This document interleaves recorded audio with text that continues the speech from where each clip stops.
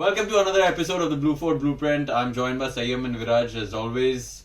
Today we're going to talk about investing amid the noise. Lately there's been a lot of news with the Hindenburg saga resurfacing. Madhvi Buch, who is the chairperson of SEBI, has gotten involved in it somehow, and a lot of people are asking questions. Is SEBI, who is the main regulator of the Indian securities market, are they somehow involved? Are they not fair? Are the interests of the retail investor really protected? So there's a lot of noise and a lot of sort of communication and conversations that's going on around this. What we want to tell you is how you're supposed to ignore all that and continue your journey as an investor, and how you can profit off of all of this, right? Sayam, what's happening with the Hindenburg, and can you tell us what do you think about what's going on? So, more than the Hindenburg saga, in general, anything like this comes up, right? It's blown way out of proportion because fear sells. If you see how the industry operates, most people are making money off of more transactions happening. If you see the news channels, I don't know why, but majority of it, they're talking about technical calls, short-term calls. Brokers are making money off of trading, right? So that's why the industry is so geared towards focusing highly on current events, trying to get people to react more, because that's how the industry is making more money. What you really have to do as an investor is think about yourself. If you are in it to trade, then great, you should be reacting to it. But if your investment is long term, then most of these things then don't apply to you, and that's how you have to be thinking about it. I think one important point when it comes to the noise and whatever's happening around us, right, which we keep listening to, it could be the Hindenburg saga, it could be, some Z News journalists talking about certain trades to do and all, is the objectivity behind it. Yeah. If, let's say, we see Hindenburg has taken some short positions on the Indian market and then they're coming up with a report, that's noise to you because they're going to profit off it. If, let's say, as Sayyam mentioned, right, there's some trader on TV is mentioning कि ये stock ले लीजिए इधर से उधर चला जाएगा, and they have existing positions or they have trimmed down positions, we don't know.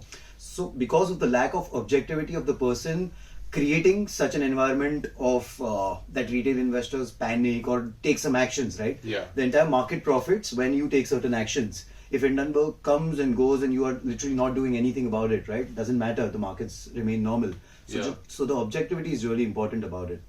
So anyway, I think I wanted to get a little more into the whole Hindenburg saga, because a lot of clients and a lot of friends and family have been very concerned, and there's a sense of panic and fear, especially now that SEBI has got involved. So I think we should explain a little bit about what's going on and what our sense is. What can investors do from this? Do they really need to be so scared? So I think if we go back to Jan 2023, that's when the first Hindenburg report had come out. Where Hindenburg, who is a short seller, what that means is that they try and find problems in specific listed companies, and they sell that company first, which to buy it back later, right? So their position is the stock price will go down. They're saying that Adani had brazen stock manipulation in all of their entities, right? And what that means is that they were basically operating a pump and dump scheme where the stock price was much higher than it should be because there was no supporting business behind it. And I think a lot of India at that point in time was talking about that before that report came out, that how come Adani stocks have gone up so much, right? Now what has happened is that they've said SEBI chairperson was involved from an offshore route, and she was invested in these Adani stocks in some shape or form, and therefore a proper investigation was not, an unbiased investigation was not done, because she had personal investments in that, right? So people are really sort of getting scared as to what's happening. What do you guys think of the matter, and how should they react? I think as a retail investor, it's important to break it down into certain parts, right? So for example, as you mentioned, Jan 2023, when it came in, at that time, as you again clearly mentioned, that it seemed like a pump and dump scheme wherein the stocks, they performed phenomenally well. Yeah, I think Adani was the only one making too much money as compared to the markets overall. Yeah. It could be true that there was something of that sort going on, and Yeah. Hindenburg, when they came up with the report, including me, right, people were scared. Kya Right. hoga, kya nahi hoga? And at that time, if you were scared as an investor and you probably trimmed down positions or whatever, that's fair enough because you made the money and then you trimmed it down. I think there were lower circuits also on certain Adani stocks at that time. Yeah, But- enterprises got down 70%. I think. Exactly. But if, again, the second stage of it, when the Indian, I would say regulators, took matters in their own hands, and then they started investigating into certain Adani companies. They came up with certain reports. They saw some things were some misdoings and some not, and they had given certain warnings as well. And the issue in the next 6-8 months was kind of done with it, right? Correct. Certain stocks also had corrected significantly, which you could say were back to their fair value, Yeah. right? After that, again, if you see with the recent elections coming in and all of that, Adani stocks have performed again well, right?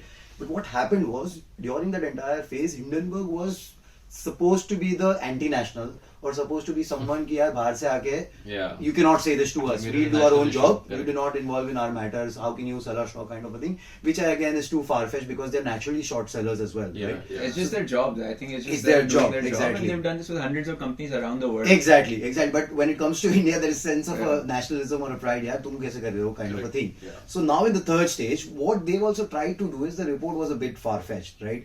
They tried to pick out literally on the SEBI so that they could discredit their previous investigations regarding Adani and their companies. Correct. So if you see this report particularly, it was just random stuff, just linked कि यार अच्छा उन्होंने ये तभी किया था, and then after that there was this she became the SEBI chief and all of that. The thing is, she has made these investments when she was not even SEBI chief. Exactly. Nobody And thinks this of was all making- disclosed as well. when This she was all became, disclosed, and nobody makes investments thinking that one day I will become SEBI chief. ऐसे नहीं Correct. होता ना यार life में.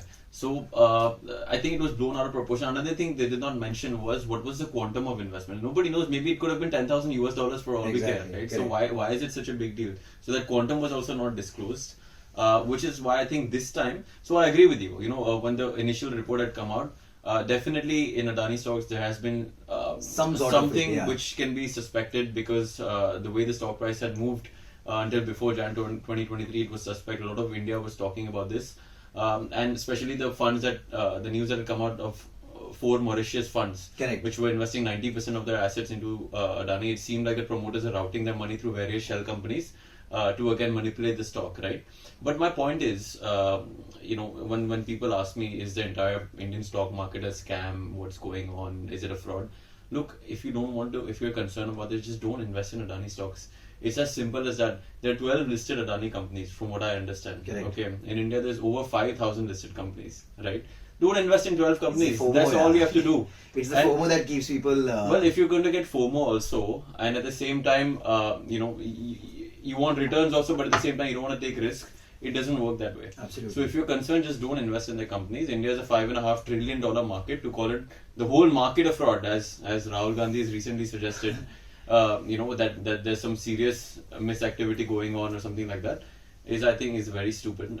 Just don't invest in a stock that you don't know about. It's No, as simple. the one thing that happened really well this time was, which was different than the last time, was that the people looked at the fundamentals, people looked at the reports, people looked at other things, and not just sold off everything on a Monday There was or a barely any Tuesday. reaction to this. Exactly. So the reaction to the entire report which came over the weekend was very mellow. Yeah. Nothing dramatic, nothing Yeah. not happening, nothing happening in the Indian markets as such. Yeah. Which is a good sign. Yeah. So we are, as you said, right, the entire topic is about noise, and this was one way you can kind of avoid this. Correct. Yeah, this is completely noise. I mean, as far as I understand, all the investment professionals in India that I have very, sort of deep respect for, this time have come out and categorically said, Correct. people who are unbiased usually, they've come out and said that Hindenburg is just pushing its agenda.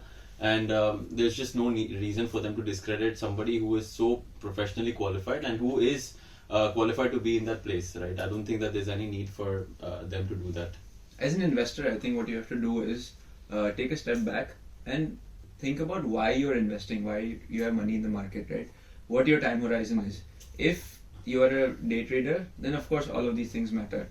But if you're investing for the long term, if you have a 5-year, 10-year plus outlook, then you have to think accordingly. Secondly, you have to think about what the purpose of your investment is. If it's wealth creation over the long term, then again, you have to be thinking very long term. And thirdly, you have to think about what your outlook is for your time horizon. If you think over the next 10 years, India is still going to be strong, these things don't really matter, then you have to act accordingly. You can't really be reacting too much to like the Hindenburg thing or what's happening in Japan with the yen carry trade, things like that, or one quarter's earning results. These things don't matter. What you have to do is that in 10 years, will I make the return I'm targeting, and take a call based on that. We In fact- recently had a few meetings where people have said that I think that Indian markets will be lower than what they are 5 years down the line. Yeah. See, if you're one of those guys, if you feel that Indian markets Don't will be invest. lower than what they are right now 5 years down the line, don't invest. You made your money, Invest redeem well. and get out of it. Even if you haven't made your money, even if you haven't entered equity, just do well in your careers. There's an Absolutely. option for you to make a lot of money in your primary profession. Don't invest in equities. And that's okay. Everyone has different personalities, different outlooks, Correct. but just make sure you have clarity of thought with your own outlook and your own horizon. Once you're clear with that, then everything else doesn't matter. You know, one advice what I would like to give is just break down the noise that you're getting around, right? Yeah. So for example, अगर कोई आपके TV पे बता रहा है कि यार आप ये बिंदास ले लीजिए, तो वो डेफिनेटली गलत है बिकॉज उन्होंने कुछ किया होगा which is trying to influence. अगर आपका कोई फ्रेंड बता रहा है कि यार मैंने कोई ये PSU स्टॉक ले लिया जो 50%, 100%, 200% ऊपर है, और there is someone on social media showing you charts like okay you know what this is gonna be here this that. Everything is a different form of noise. You have to understand what applies to you, what doesn't. If you are always living in the fear कि यार ये 600% ऊपर ही अब मैं ले लेता हूँ तो चलो और 200% बन जाएंगे, that's not going to happen. Yeah. That could happen, but that not because you've bought it. Correct? So noise come in different forms and types. You have to be averse to it in a way that have a vision, have a clear target कि यहाँ पे हो, यहाँ पे पहुँचना है, then nothing matters. There's actually a very interesting study that Fidelity did about the returns over a 10-year period. And they saw that the best performing portfolios were people that were very inactive. And a lot of those were inactive because the investors had passed away. So the best performing investors were the ones who had died, right? And hence they had no activity. The second best performers were the ones who had forgotten about the investment. Correct. So that just goes to show that just an inactive buy and hold portfolio actually has done pretty well. Obviously, I'm not saying that dying is a good investment strategy, but just avoiding the noise can be really fruitful in the long term. That is true. That's a really good point, Sayam. Thanks. So there you go. I think you have to, for somebody who's looking to compound long-term wealth, you just have to understand or be able to distinguish the noise from the actual facts. In most cases, if you just stay invested in a good group of quality companies, you have absolutely nothing to worry about. If you're worried about a particular group, just don't invest in them. It's as simple as that. Usually, every group is less than 1% of the Indian stock market. It's a huge ocean out there. You don't have to, invest in certain things if you just don't understand them. And if you're getting too much FOMO, then perhaps that's not the asset class for you, right? There are a lot of other asset classes that you can invest in apart from equity. And we want to talk about fixed income, right? Because that is the opposite of that. That is supposed to be your capital protection, your safety. And again, a lot of people get fixed income investing completely wrong. So Viraj, do you want to explain what fixed income is, what debt is, and how should one strategize when it comes to, first of all, what is the role of debt in the portfolio, and how should one build their debt portfolio? I would say debt is one of the most misunderstood asset classes. People always focus on equity or real estate की इस पे कितना होना चाहिए, ये कितना होना चाहिए. अगर equity debt का allocation भी बोलो, so the focus is on equity, 60, 70, 40, whatever that is, right? So debt is always misunderstood.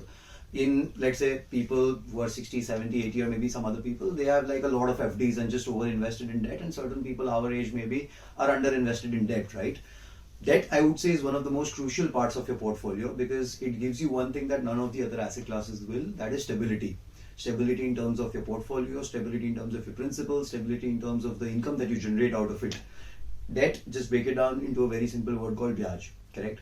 अगर आप किसी को पैसा दे रहे हो तो वो आपको certain ब्याज दे रहा है. It could be government giving you 7%, it could be a builder giving you 20%, it could be your friend giving you 12%, right? Yeah. So how do you construct that in a portfolio is dependent on certain factors. Of course, your income patterns, your expense patterns, your age and your retirement planning, whatever, everything matters, right? But you have to understand that just because something else is doing well doesn't mean debt is bad. A 7% on a government bond is not bad just because equity is giving 25% in the last 3 years, right? Yeah, it's different. It has Different its own asset purpose. class, right? Different purpose. So if you have a vacation in 6 months, if you have to buy a car in 6 months and you need 10-20 lakhs for it, right? You cannot be like मैं आज equity में पैसा डाल देता हूँ, मुझे 25% मिल गया तो मैं 20 लाख डाल रहा हूँ, 24-25 लाख आ जाएंगे तो खत्म हो जाएगा. That's not how it works. There is a role that debt plays, that is having that stability, having that emergency fund, having that purpose which gives you sleep at night, right? Whenever Hindenburg says something on a weekend, you know if you have 30-40% invested in that, nothing's going to happen drastically to your portfolio. Correct. One thing that people really misunderstand about debt is the safety aspect of it. Correct. It's obviously meant to be an asset class which is supposed to be very safe to protect your capital. The problem is when you start chasing returns in an asset class that's supposed to be safe in debt, when you try to go beyond that 7% return and try to get 9, 10, 11% return on that, then the risk increases disproportionately. So if you invest in bonds or in a fund which invests in bonds of lower quality, for that additional 2-3% maybe return annually, you might be putting a large chunk of your capital at risk if the borrower defaults, Correct. if the bonds don't get repaid. So, my advice to everyone is always do not chase returns in debt. If you're looking for a 10-12% return, then equity is a way better option. It's a safer way to get 10-12% than in debt. With debt, remember the objective is to protect your capital. A return of 7% in current times is good enough because that's what the purpose of that money is. I think traditionally coming from business families as well, right? Debt was always something that was in your portfolio where you lent it to someone and you're getting 12-15%. Yeah. So the idea of debt was so wrongly given to us also, right? As a generation, wherein या किसी को पैसे दे दो 12-15% आ जाएंगे 18% आ जाएंगे वही 1-1.5 महीने का. Now that you see the interest rates today what they are and what they will be in 2032 or 2034 will always be lower than what they are. So if US interest rate is 1%, last week we spoke about yen which was negative always, right? India also, as their interest rates, as we develop, the interest rates are going to go down. Correct? So we have to get used to also these lower rates. There's no point when the benchmark rate is 5, 6, 7%, you keep chasing 10, 12, 15%, then fiascos like Franklin, DHFL, whatever is going to happen, bound to happen, right? Correct, yeah. So I think when you invest in debt, what people don't understand, you're giving out a loan to somebody. Correct. And therefore you're placing the entire control of the capital, the 100 rupees that you're giving, the entire control now belongs to them, right? So just for that extra 1% or 2%, you're actually risking that entire 100. So it can be a very binary outcome where you can get your, up to for a year you can keep getting your 7% coupons or your interest payouts.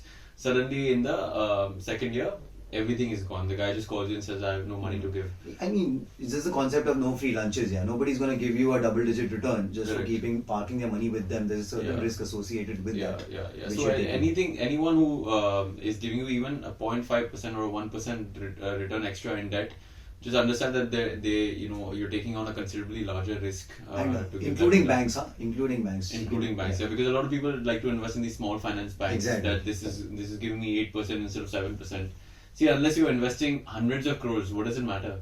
Even if you're investing a few people like us, a couple of crores also, for example, at the most, what is that extra 1%? It's a lakh rupees. For that lakh, you want to risk your entire 1 CR. Does not make any sense. One more risk I think that is misunderstood in debt. I think credit risk is something that's very well understood. That's Correct. not too much to discuss. But interest rate risk, that is something that is not understood so well. How the prices of bonds or how changes in interest rates affects the yields or affects the returns of these bonds. So Zaim, do you want to talk a little bit about what interest rate risk is? Yeah, so this is a very theoretical concept which is of course applied in the real world as well. The price of a bond is inversely related to the interest rate in the market. Now I'll give you an example to explain that. Say I have issued a bond, so I've borrowed money and I'm paying say 5% interest, and I've issued the bond at 100. The prevailing market rate at that point was 5%, so I've issued it at that. Now if the interest rate in the market, RBI increases it and that goes up to 6%, then my bond is going to be worth less because I'm only going to be paying that 5% on 100 rupees, which is 5 rupees. In the market, anyone else that issues a bond will be paying 6 rupees. So no other buyer will want to buy my bond unless they get it at a discount. Unless they get it at 96, 97 maybe, only then does it make sense. And the same works in the opposite direction as well.